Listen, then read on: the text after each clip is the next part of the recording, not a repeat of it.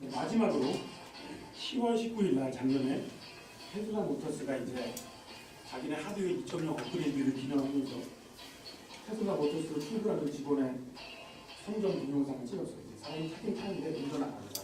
자동주행인데요. 테슬라 모터스의 이제 특징이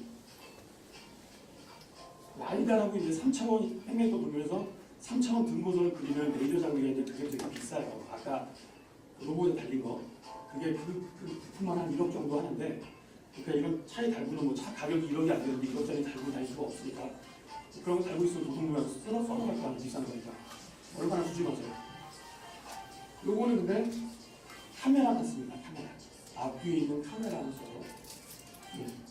특히 이제 눈여겨 보여줘야 될 게 합류할 때 뛰려면 이게 되게 어렵거든요. 초보한테는 어떤 아주머니가 종로 상가에서 좌회전하고 차선을 못 바꿔서 의정부까지 가신 분도 있는데, 또 하다가 이제 신호등도 자기가 보는 거예요.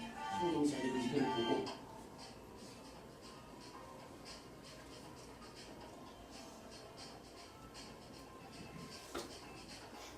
고속도로 이제 합류를 하는데요. 꺾기값이 잘 들어가더라고요. 쭉 보고.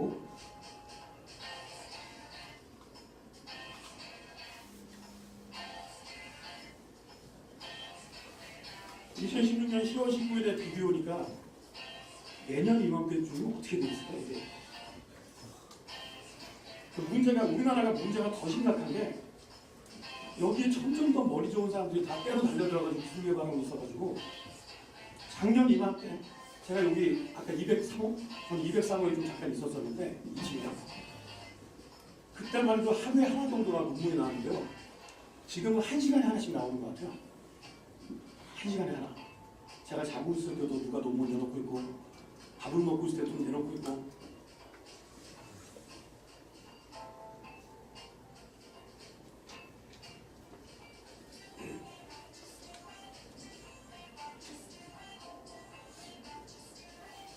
그래서 박원순 시장이 뭐 서울대 없애고 이제 지방 국립 거점대랑 같이 통합을 하겠다 이런 얘기하는데, 그러지 말고 뭘 건드리려고 하지 말고, 유시형 전형 딥러닝 특별전형에서 50명 뽑는다 그러면 알아서 공부하고 알아서 학원 가서 눈알이 터지도록 뚫려가지고 이제 알아서 들어올 거거든요.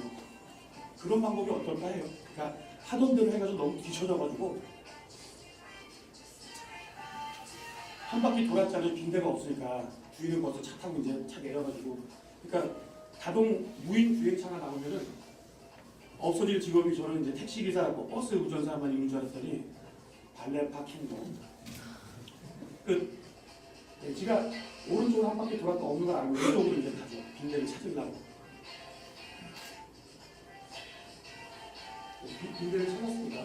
정석대로 주차가 됐죠. 일렬 주차는 뒤부터 들어가야 되거든요.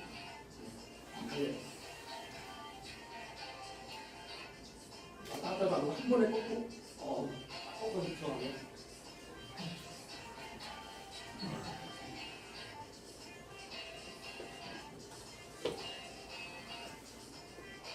참고로 구글에 차를 몰고 다치면 발레 파킹 하는 사람도 있습니다. 직원들도 세워주고 손님도 세워주고 빨리 들어가서 일하라고. 10월 19일 그 운전사라는 직종이 미국 직업 중에 1등이라고 그러잖아요. 340만 명 정도 되는데, 340만 명이 이제 실제 직업이 사라지면 어떤 변화가 있을까? 아주 심각하게 이제 아마 정부가 파산하지 않을까. 그 실업급여나 뭘 자꾸 줘야 되니까. 그러니까 그럴수록 더 로봇을 많이 만들어서 더 생활비를 적게 하겠다. 노인들이 전혀 돈을 안 쓰고도 로봇의 프랭크라는 영화 같은 거 보시면 재밌는데, 그런 방법도 있고. 그러니까 오바마가 이제 그 보고서를 내놨는데, 미국이 이제 그런 방향으로 기술 개발을 더 촉진시켜서, 그래서 현대적으로 직업이 없어지는 거에, 직업이 없으니까 많이 없어지는데, 그거를 지금의 연금제도나 이런 거로는 감당이 안 되니까 기술을 더 발전시켜 생산력을 올리겠다. 그런 것도 하나의 방향이 될 수 있겠죠. 그래서 이제 딥러닝 얘기를 슬슬 해야 되는데, 시간 관계상 채피라는 영화제 2015년 한국에서 흥행에 실패했는데 되게 재밌습니다. 경찰 로봇이 이제 대전차포를 갖고 쓰레기가 되는 거를 인도의 과학자가 몰래 꺼내와서 자기가 만든 인공지능 소프트웨어를 심어가지고 다시 태어나게 하는데 그게 이제 이게 딥러닝이 일어나고 비슷한 게 어린애로 태어납니다. 뭘 가르쳐가지고 그걸 코딩하는 게 아니라 사람 사이에 뒹굴면서 TV를 보면서 따라하고 그러니까 학습의 능력을 갖고 태어나는 거죠. 이게 딥러닝이 이제 표방하는 방법이거든요. 가을 말로는 엔드-투-엔드라는 말을 씁니다. 엔지니어링을 속에서 하는 게 아니라 데이터만 던져주고 알아서 학습을 해서 이게 뭔지 알아봐. 알파고도 그렇게 만들었습니다. 악수하면서 놀고 인간의 감정을 입고 함께 즐거워하는 게 깡패예요. 그래서 이제 급기야는 침도 뱉고 황금 오송차도 털고 사람이랑 비슷하죠. 모든 부모는 애가 보호색이 됐으면 좋겠지만 비대대로 되나요? 다 개성이 있는데 태어날 때부터. 자, 요게 이제 오늘의 핵심 키워드인데 1차 인공지능의 장경탁 교수라는 분은 2차 인공지능의 겨울때 박사학위를 받았어요. 얼마나 배가 고프셨겠어요. 고생 많이 했어요. 그래서 연구실 이름이 심지어 AI 랩이 아니에요. BI 랩이에요. BI. 왜 AI 랩이 아니냐면 여기 이제 중간에 나오는데 모든 인공지능 연구자들은 언제나 거짓말을 한다. 안 되는지 알면서 된다고 만들었다는 거예요. 이게 인공지능 사업이 갖고 있는 한계이자 그걸 돌파해야 돼요. 잘 만들어서 돌파하기는 어려워요. 다른 방법을 써야 돼요. 어디서도 안 해준 얘기를 오늘 하나 딱 해드릴 테니까 그것만 잘 명심하시면 됩니다. 자, 제가 이제 2000년에 번역기를 만들었을 때 첫 번째 고객이 포탈들이겠죠, 당연히. 포탈들 영업상을 보내가지고 이제 올해 지금 1월달이라고 하면 올해 가을쯤에 3, 4분기에 이제 1한 번역기 나올 테니까 번역률이 목표, 번역률이라는 게 굉장히 애매한 숫자긴 하지만 이렇게 나올 테니까 POC 좀 하자. 준비 좀 하고 있어. 오케이. 그때는 또 닷컴 붐 시절에는 스타트업이란 말도 잘 안 쓰고 뭐 엔젤 투자 이런 말이 없었지만 월드뱅크로 돈 번 양반들이 돈을 잘 대줘가지고 유성 등장 진짜 배치수 펴가지고 돈 쓰고 가는 사람도 있고 제발 돈 좀 넣게 해달라고 대기업을 가도 대기업도 잘해줬어요. 그때 하나그룹하고는 밟아서 공부하는 장판용 공부기계 뭐 이런 것도 만들었고 하나가 장판 만들잖아 종합파업에서. 근데 3, 4분기가 됐는데 성능이 안 나오는 거예요. 성능이. 그럼 성능이 안 나오고 미안하다. 내년 1, 4분기에 좀 보자. 그때 꼭 만들어야 돼? 고객이 그런 식으로 기다릴 수가 없어요. 왜냐하면 포탈은 그걸 받아서 서비스를 해서 수익을 만들어내야 되고 그게 다 계획을 잡아냈을 거 아니에요. 그거 서비스를 어떻게 한다라고. 그래서 이제 다음에 1, 4분기가 됐어요. 성능이 나올 리가 있나. 다시는 오지 마. 그래서 진짜 2차 인공지능의 겨울에는 모든 인공지능 연구자들은 언제나 거짓말을 한다. 그래서 장경탁 교수님의 AI 내면 국가 과제를 못 받아요. 과제 심사하는 사람들이 인공지능 사기꾼이라고 생각하고 있었으니까. 그래서 BI입니다. BI. 바이오 인텔리전스래요. 번역기 같은 건 아예 힘도 못 되고 유전자 검사해가지고 이제 빅데이터가 생기는데 그때 그 옛날에도 1.5테라 이렇게 나왔으니까 한번 검사하면 시퀀스가 이런 것들을 보고 이제 좀 짧은 부분 찾아내는 거 이런 것부터 이제 먼저 연구를 시작했어요. 그 정도로 똑똑했죠. 그런데 딥러닝이라는 단어는 누가 만들었냐? 혹시 들어본 적 있어요? 딥러닝이라는 단어 만든 사람? 제프리 힌튼이라고 아세요? 제프리 힌튼. 제프리 힌튼이 알파고를 만든 하사비스의 이제 선생 정도 되는데 힌튼이나 하사비스가 하는 학문이 인지과학이라고 해요. 코그니티브 사이언스라고 하는데 즉 인공지능이 컴퓨터를 들여다보고 있다고 인공지능 개발을 하는 게 아니에요. 요거를 베끼는 건데 요 속에 뉴런 있잖아요. 뉴럴 네트워크. 뉴런이 네트워크를 이루는 뉴럴 네트워크라고 하는데 그 네트워크가 이제 단백질이나 뭐 이런 걸 만들었겠죠. 저는 석사 때 이제 뇌 실험을 주로 했었는데요. 비행기를 한번 얘기해 봅시다. 새가 하늘을 날죠. 그래서 인류의 원래 또 욕망 중에 하나가 하늘을 날고 싶다.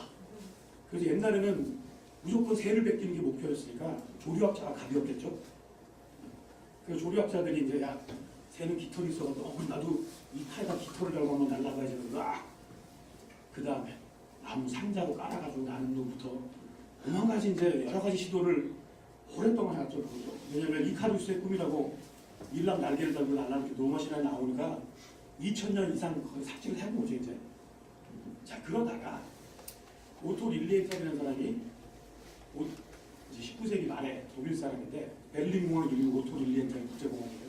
근데 양력이라고 하는 그 리프팅 포스라고 하는 거에 원리를 이제 밝혀내요. 그 사람 글라이더를 만들어가지고 2000번 날다 막판에 이제 여기다가 그 사람이 죽기 작년에 그러니까 죽기 1년 전에 또 인류의 역사를 바꾼 굉장히 재미있는 물건이 하나 나오죠. 1895년인가 99년인가 그때쯤인데 여러분들도 매일 이용하시는 거예요.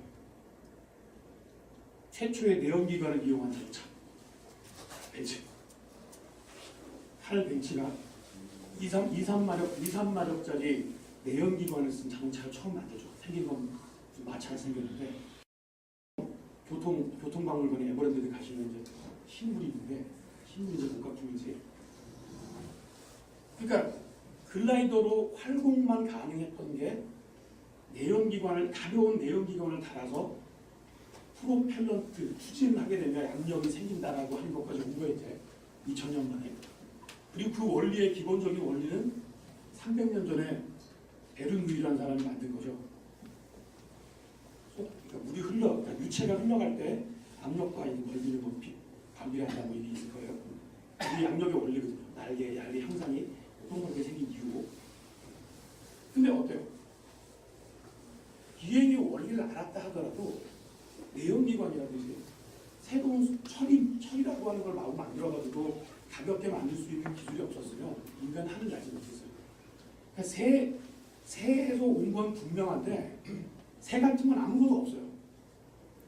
그러니까 추상화 시켜가지고 가져온 거죠. 이게 인공지능, 딥러닝 진영에서 주장하는 거예요. 사람 머릿속에 뉴런이 있고 뉴럴 네트워크가 있는데 1000억 개 정도가 발이 또 10,000개씩 달려가지고 10에 14승 정도 되는 굉장히 복잡하죠.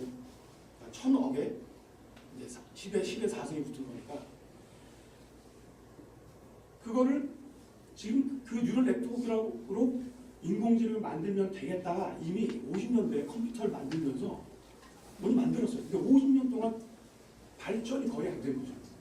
제가 대학원에 들어갔을 때도 등기부를 컴퓨터가 있는 걸 만들어야지 라고 이제 열심히 공부해야지 뉴럴 네트워크를 돌려보면 장난감이라 좀 되지 이걸 가지고 바둑 그리기 아주 쉽지 않겠다.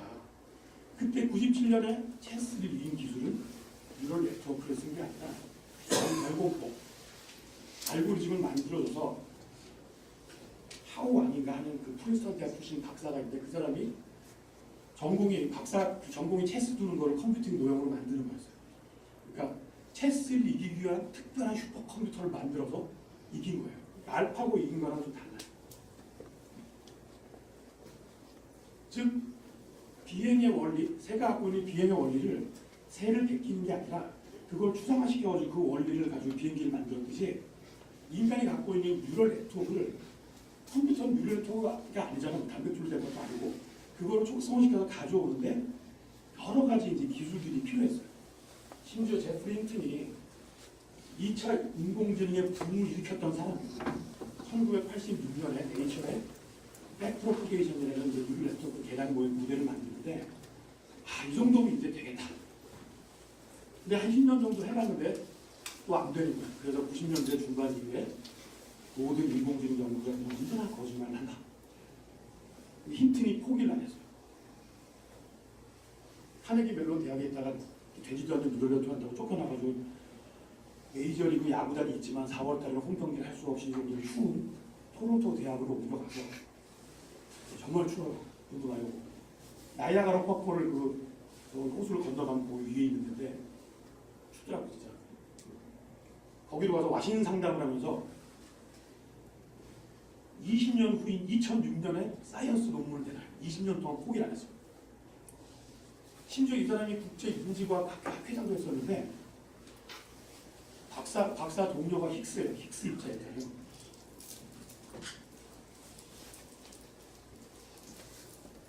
(2006년에) 뭘 내놓냐면 지금 딥러닝에 이제 전조가 되는 신문 기사를 자동으로 분류하게 되는 뉴럴 네트워크를 새로 만들어요. 근데 성능이 아주 대단한 건 아니었는데 그 일이 있고 이 사람이 오랫동안 거의 40년 동안 혼자서 뉴럴 네트워크를 공부한다는 고생을 해서 암묵적인 우리 딥러닝 진영을 이루면 소스를 공개하는 거예요. 논문을 발표하면 다 거기 들어간 소스를 거의 다 공개해요.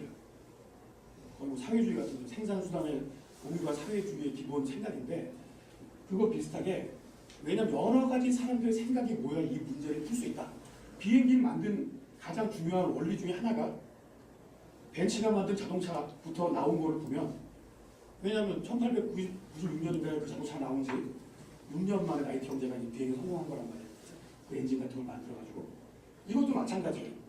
2006년부터 이제 공개를 하기 시작해서 세를 모으기 시작해서 2012년이 이제 중요한 터닝 포인트인데 2012년에 이미지 인식 경진대회라고 있어요. ILS VRC라고 하는 게 스탠포드에서 하는 건데 거기서 물체를 1000종류를 이제 사진을 학습을 한 다음에 그거를 보고 이제 인식을 할 거. 그래서 정오답을 맞춰가지고 이제 랭킹을 매기는 건데 그때까지 전 세계 연구팀이 70%였어요. 정확률이. 70%만 해도 상당히 대단한 거예요. 사실 달마시안 개가 나타난 달마시안 이 거북이 그냥 품종까지만 맞춘 거예요. 학습을. 힌트니 자기 대학원생인 알렉스 크리셰프스키를 비롯한 3명을 모아서 딥러닝이라는 단어를 만들어서 이미지 인식 경진대회에 드디어 출전해요. 할배가 나이가 68이에요. 몇 프로가 나왔을까요? 인식률이. 원래 70%몇 년째 소수점 개짜리 가지고 이제 싸우던 그 바닥에서 85%를 올렸어요. 15%를 한꺼번에. 그래서 그 덩달아 알렉스 크리셰프스키도 굉장히 유명해져서 대학원생이었는데 알렉스 넷이라고 하는 게 이미지 인식, 딥러닝 이미지 인식의 표준 예제예요. 그때 그 상담이. 여러분들 알렉스 넷 저기 소스코드 다 공개되어 있으니까 돌려보시면 엔비디아 그래픽 카드 하나 사시거나 그래픽 카드가 없으시면 게임방에 가시면 됩니다. 게임방에 좋은 비디오 카드 달려있잖아요. 근데 그 딥러닝 진영에서 주장을 한 게 뭐냐면 두 번째 나오는 단어도 굉장히 중요해요. 인지과학의 핵심 단어인데 아마 못 들어보셨을 거예요. 리플레이션 러닝이라고 하는데 아까 채피라는 동화였처럼 기계가 스스로 학습을 한다. 일일이 인간의 얼굴은 이렇게 생겼으니까 대충 타원이고 20mm 어느 정도 되는 범위 안에 들어있고 눈이라고 하는 시커멓게 중간에 3분의 1 지점이 있고 이런 식의 피처를 인간이 가르쳐주는 게 아니라 아마 해외 토픽에서 보셨을 텐데 고호가 그림을 학습을 시킨 다음에 사진을 딱 집어넣어 고호 비슷하게 이제 고쳐주는 거 있죠. 그게 이제 이런 고호 그림이 갖고 있는 리프레젠테이션을 딥러닝이 스스로 학습을 해서 고호가 어떻게 그림 그리는지 말로 할 수 없는 걸 알아내는 거예요. 그 알파고는 어떻게 학습을 시켰을까요? 바둑의 원리를 안 가르쳐줬어요. 알파고한테.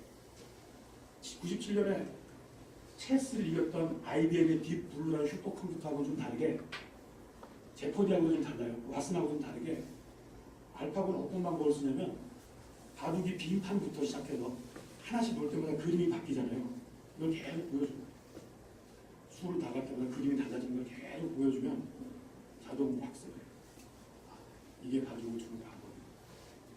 그 전까지는 그걸 인간이 가르쳐주려고 했으니까 가르쳐지지도 않고 경우의 수도 너무 많고 해결이 안 되는 걸 해결을 했어요. 딥러닝은 표상을 스스로 찾아나가는 거고 즉 데이터가 굉장히 많고 그럼 얘기를 좀 더 진행해보자면 왜 힌트니 86년에 나온 백프로피게이션 같은 게 안 됐냐면 딥러닝의 모델 같은 아이디어도 그때 있었어요. 옛날에 있었는데 아까 비행기를 타는 보시면 비행기의 원재료가 여러 군데서 나왔거든요.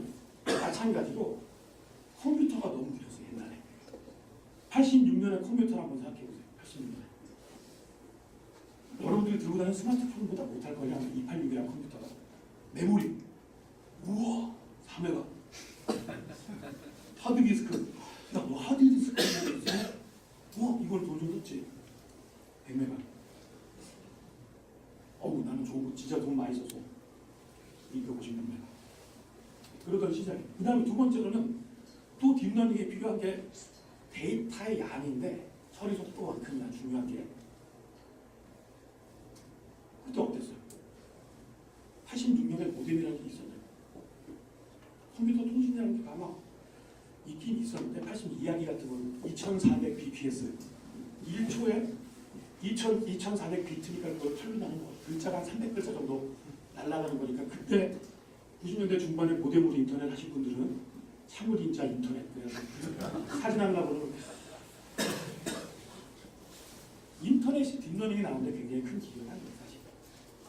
마지막으로 엔비디아 주가가 작년에 70%가 뛰었는데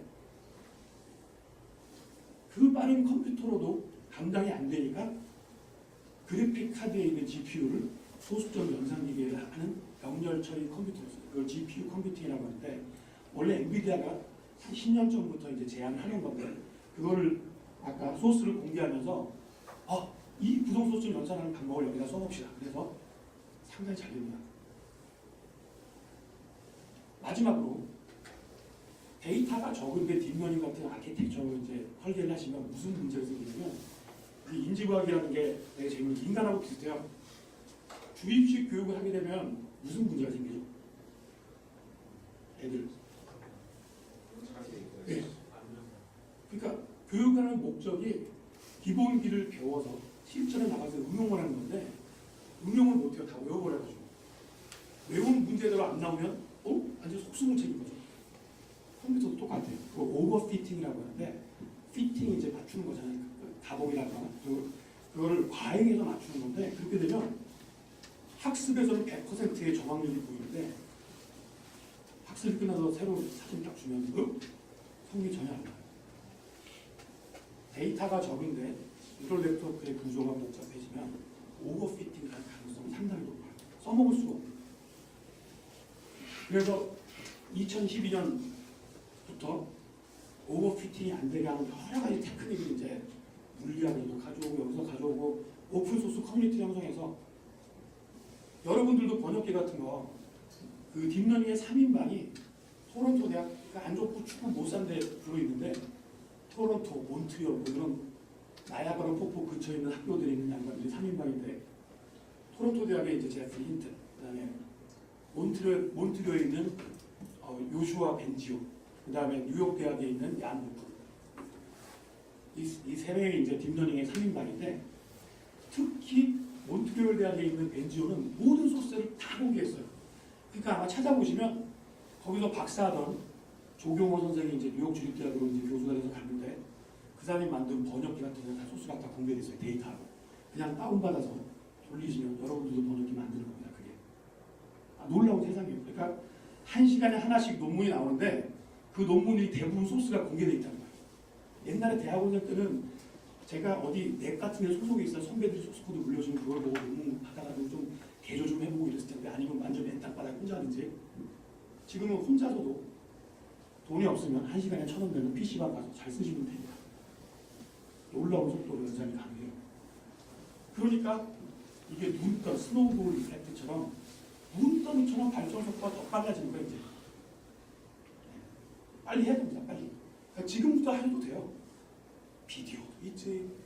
홍콩 과학기술대학에 있는 김성훈 교수는 올해 안심적이라고 여러분 모두를 위한 딥러닝 해가지고 유튜브에 재밌는 비디오 만들어 올리시니까 잘 보시면 됩니다. 그냥 공학을 하셨던 분들은 그냥 3배속으로 빨리빨리 보셔도 되고 안 하셨던 분들도 보면 되게 재밌어요. 다 해볼 수 있어요. 툴도 공짜, 데이터도 공짜, 소스도 공짜. 네, 그래서 정부가 딥러닝 좋아하니까 창업하시는 딥러닝을 이용한 뭐 심지어 어제는 모두를 경악하게 할 만한 재미있는 소스가 공개됐어요. 직장 상사가 내 침대터 앞에 있는데 웹캠 달아놓고 직장 상사 얼굴 인식해서 상사가 딱 자리 일어나면 이제 화면 엑셀로 딱 바뀌어요. 그게 오픈 소스로 공개돼 있어요. 그냥 갖다가 웹캠 하나 사가지고 돌려 컴파일해가지고 쓰시면 똑같이 쓸 수 있어요. 그리고 직장 상사 사진도 사진 학습을 시키게 되잖아요. 사진도 찍으면 이상할 거 아니에요. 왜? 남자 찍으면 이상하잖아요. 왜? 그래서 그 웹캠을 놓고 자동으로 얼굴 모양을 따가지고 자동으로 학습하는 것까지 만들어놨다. 이런 거 오타쿠인데 찾아오시면 있어요. 직장 상사.